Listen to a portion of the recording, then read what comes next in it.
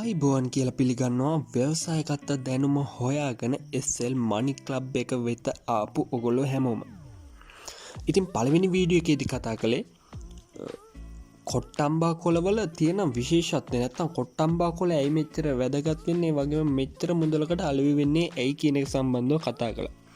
ඉතින් ඒකෙදි කතා කරපු විදිහට දෙවෙනි වීඩියෝ එකේදී ගේන්නේ කොට්ටම්බා කොළ ඇසුරුම් කරණය සම්බන්ධව. ඉතින් ඊළඟ වීඩියෝ එකේදී ඔයගොල්ලන්ට බලා ගන්න පුළුවන් කොට්ටම්බා කොළ අපි කොහොමද අන්තර්ජාලය හරහා නැත්නම් eBay හරහා තවත් කෙනෙකුට විකුණන්නේ. ඉතින් එක වීඩියෝ එකෙන් අරගෙන ආවේ නැත්තේ මේ සියලු දේවල් ඔයගොල්ලන්ගේ පහසුවට ඔයගොල්ලන්ගේ තේරීමට සහ ඔයගොල්ලන්ගේ ගැළපීමට තේරුම් ගැනීමේ පහසුවට. හරි. වැඩි කතා නැතුව අද වීඩියෝ එකේදී කතා කරමු කොට්ටම්බා කොළ කොහොමද ඇසුරුම් කරණය නිවැරදිව අපි විදේශිකයන්ට නැත්නම් විදේශ රටවල මිනිස්සුන්ට කොහොමද අලෙවි කරගන්න සකසන්නේ කියලා. මුලින්ම අපිට අවශ්‍ය වෙනවා කොට්ටම්බා කොළ. කොට්ටම්බා කොළ ඔයගොල්ලෝ තෝරා ගනිද්දි කොට්ටම්බා ගස් අවට ඒ වගේම බිමත් වැටිලා තියෙනවා කොට්ටම්බා කොළ ඕනිතරම්. නමුත් අපි ගන්න ඕනේ දල්මු කොට්ටම්බා කොළ නෙමෙයි පැහුණම කොට්ටම්බා කොළත් නෙමෙයි. එහතර මැද හොඳින් මෝර්ලා තියෙන කියන්නේ පොඩි කාලේ කොට්ටම්බා කොළ දිලිසුණු පාටක් තියෙනවා. මැද කාලෙදි තමයි මෝරපු පෙනුම තද කොළ පාටින් බලා ගන්න පුළුවන් වෙන්නේ. ඒ වගේම තමයි කොට්ටම්බා කොළේ අවසාන කාලෙත් තමයි අපිට රතු පාටින් වගේ බලා ගන්න පුළුවන් වෙන්නේ. ඉතින් වැදගත් වෙන්නේ තද කොළ පාටින් මෝරපු කොට්ටම්බා කොළ. ඒ කොට්ටම්බා කොළවල සිදුරු පළුදු ඒ වගේම වෙනත් කිසි දෙයක් බලා ගන්න නැති හොඳ පරිපූර්ණ කොට්ටම්බා කොළ තමයි අපිට අවශ්‍ය වෙන්නේ. අංක 1 විදියට නැත්නම් පළමු පියවර විදියට මේ විදිහට කොට්ටම්බා කොළ 100ක් 150ක් 200ක් වගේ ප්‍රමාණයක් අපිට කඩා ගන්න වෙනවා. මේක තමයි පළවෙනි පියවර. කොට්ටම්බා කොළ ඇසුරුම් කරන්නේ පළවෙනි පියවර. ඉතින් මේ කොළ ගොඩක් වෙලාවට එකම සයිස් එකේ එකම ප්‍රමාණයේ කොළ ඔයගොල්ලෝ තෝරා ගන්නවා නම් ඔයගොල්ලෝ කඩා ගන්නවා නම් ගොඩක් වැදගත් ඉදිරි වැඩ කටයුත්තෙත් එක්ක බැලුවහම. හරි. දැන් අපි බලමු දෙවෙනි පියවර විදියට ඔයගොල්ලෝ කරන්න ඕනේ මෙන්න මේ කොට්ටම්බා කොළ හොඳින් හොදන්න ඕනේ. හොදන්න ඕනේ කිසිම රසායනික ද්‍රව්‍යයක් භාවිත නොකර පිරිසුදු ජලයෙන් තමයි මේ දේවල් හොදන්න ඕනේ. නැත්නම් හේදීම සිදු කරන්න ඕනේ. එහෙම හොදන්නෙත් වතුර එකකට දාලා නැවත උට්ටර ගන්න ඕනේ. නැතුව කිසිදු ආකාරයේ අත්වලින් වගේම රසායනික ද්‍රව්‍යයක් දාලා හේදීම සිද්ධ කරන්නේ නැහැ. ඊළඟ පියවර තමයි මෙන්න මේ අපි ගහෙන් නෙලාගත්ත කොට්ටම්බා කොළ පිරිසුදු කරගත්තු ඒවා මද පවණේ වේලෙන්න ඕනේ. මද පවණේ කියන්නේ ගොඩක් කරෝල ස්ථානයකත් නෙවෙයි. ඒ කියන්නේ ගොඩක් සීත ප්‍රමාණයක ස්ථානයකත් නෙවෙයි.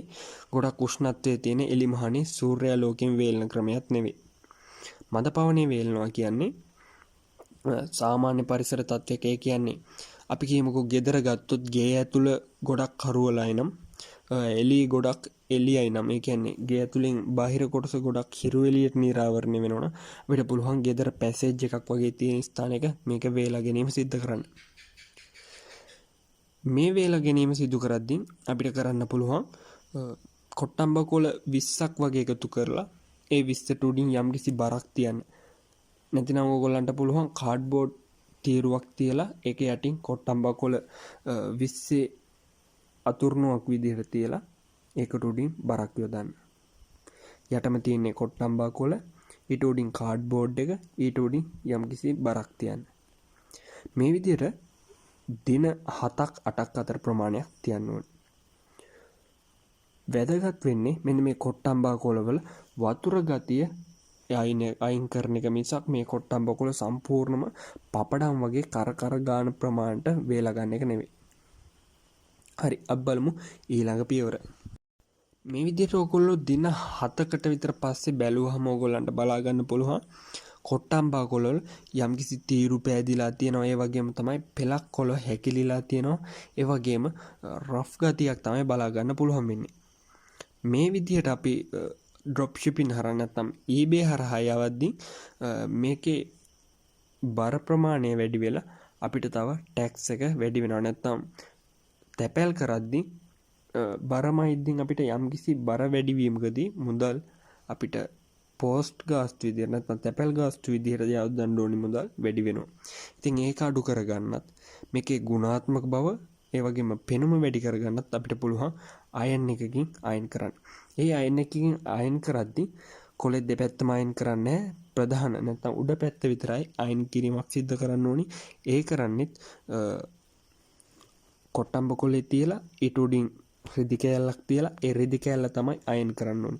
ඒ අයන් කරද්දිනොත් දාර මැකෙන්න සාසුමට වෙන්න අයන් කරනවා මිස ඒක පපඩම් වෙන්න අයන් කරන්න නැහැ. ඔයගොල්ලෝ මතක තියාගන්න ඕනි මේ දේවල් අපි කරන්නේ නැත්නම් මේ අලෙවිකරණය සිද්ධ කරන්නේ අපි ප්‍රොඩක්ට් එකක් විදිහට. සාමාන්‍යයෙන් මේවා මිලදී ගන්න 100%ක් වගේම පිටරට අය ඒ නිසා ප්‍රොඩක්ෂන් ක්වොලිටි එක නැත්නම් මේකේ තියෙන ක්වොලිටි එක ඔයගොල්ලෝ තියාගන්න උපරිම උත්සාහ කරන්න. ඊළඟ පියවරදි කරන්න තියෙන්නේ මේ හැම දෙයක්ම නැත්නම් මේ විදිහට සකසාගත්තු දේවල් අපි ගාහන්ට කපා ගැනීමක් සිද්ධ කරන්න ඕනි. ඒ කපා ගද්දී නැට්ටේ මෙන්න මේ ඔයගොල්ලන්ට දැන් බලා ගන්න තියෙන විදිහට කපලා ඉවත් කරගන්න ඕනම් වඩාත් හොඳයි.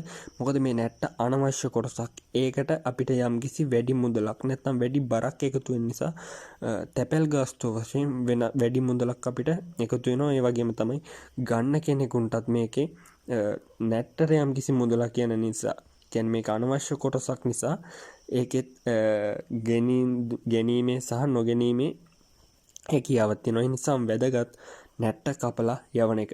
ඉතින් නැට්ට කපා ගන්න ඕනේ. නැට්ට කැපුවෙන් පස්සේ මේකේ තියෙනවා යම්කිසි ප්‍රමිතියක්. ඒ කියන්නේ තියෙන්න ඕනේ යම්කිසි දිගක් තියෙනවා. දිග ප්‍රමාණයක්. පළල නම් සාපේක්ෂව මේ කට්ටිය බලන්නේ නැහැ ඇසුරුම් කරන්නේදී. නමුත් දිග බලනවා. දිග තියෙන්න ඕනේ අනිවාර්යයෙන්ම සෙන්ටිමීටර් 16ක පමණ දිගක් තියෙන්න ඕනේ. ඒ වගේම තමයි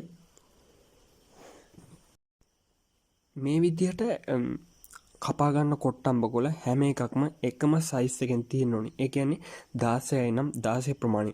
මම ඔයගොල්ලන්ට මුලින්ම කිව්වා ඉදුණු කොළ හොයාගන්න මුල් අවස්ථාවේදී නැත්නම් ගහින් කොළ කඩා ගන්න අවස්ථාවේදීම කතා කරා එක සමාන කොළ බොහෝ දුරට පාවිච්චි කරන්න එක ඔයාලට ගොඩක් වැදගත් වේවි කියලා.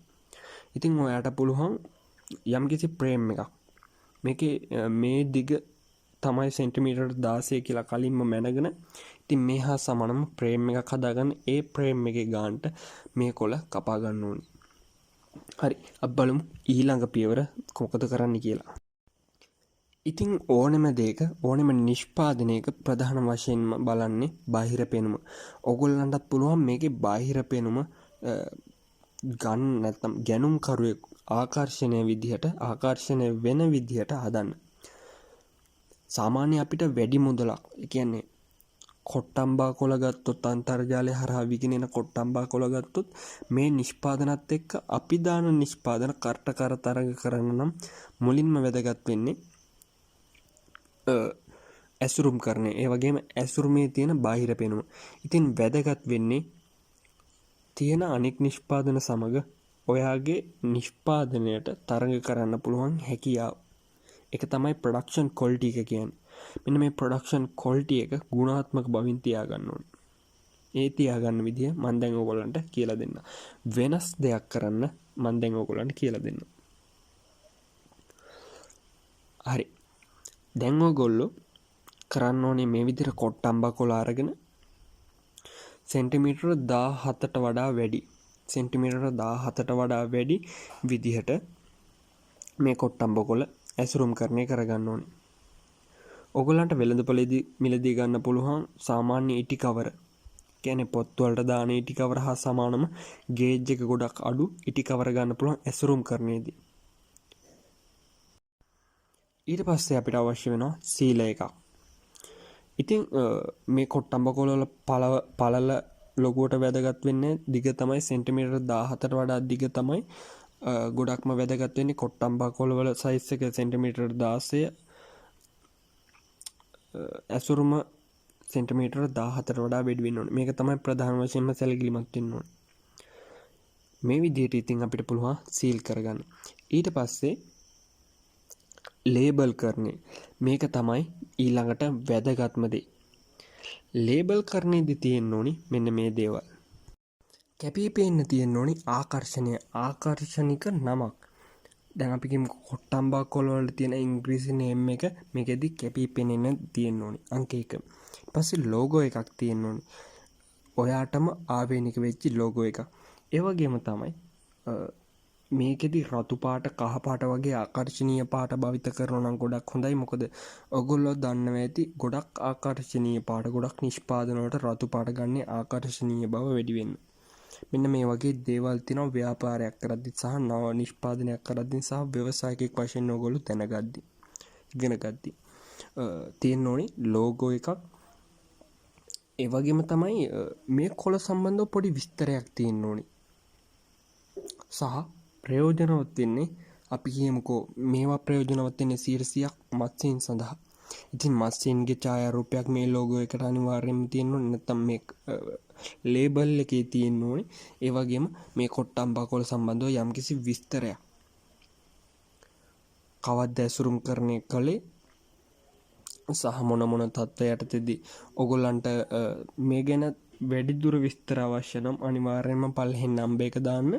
මං ඔයගොල්ලන්ට ඩිසයින් කරලම දෙන්නම් ලෝගෝ එකේ ඉඳලා අලෙවිකරණය දක්වා මේ ඇසුරුම නැත්නම් ලේබල් එක ඩිසයින් කරලා මං ගානේ දෙන්න. මොකද ව්‍යවසායකයෙක් වශයෙන් ඔයගොල්ලෝ ඉදිරියට එනවනම් අනිවාර්යයෙන්ම අතෙත් දෙන්න ඕනේ. ඉතින් මේ ටික තමයි ඇසුරුම් කරන්නේදී ඔයගොල්ලෝ ගොඩක් වැදගත් වෙන්න ඕනි දේවල්. ඊළඟට කරන්න තියෙන්නේ ඇසුරුම් කරන්නේ 100%ක් නිවැරදිව කළා නම් අපිට තියෙන්නේ අලෙවිකරණය. මේ දේවල් අලෙවිකරණය කරන්නේ කොහොමද? අලෙවිකරණයේදී තියෙනවා අලෙවිකරණයේදී ඔයගොල්ලෝ ඉගෙන ගන්න ඕනේ eBay account එකක් තියෙන්න ඕනේ. ඒ වගේම තමයි eBay account එකෙන් අපිට මේ දේවල් අපේ item විදිහට ඇතුළත් කරගන්න ඕනේ. මේ item sale වෙන්න අපිට ඕනේ tags වගේ දේවල්. ඒ වගේම පොඩි tricks තියෙනවා eBay drop shipping කරද්දී. ඒ tricks ටික ඉගෙන ගන්න ඕනේ. සහ අපි මේවා කොහොමද පිටරට ඉන්න කට්ටියට යවන්න ඕනේ. මෙන්න මේ හැම දෙයක්ම කතා කරනවා ඊළඟ වීඩියෝ එකේදී. අනිවාර්යෙන්ම subscribe කරලා තියාගන්න SL Money Club.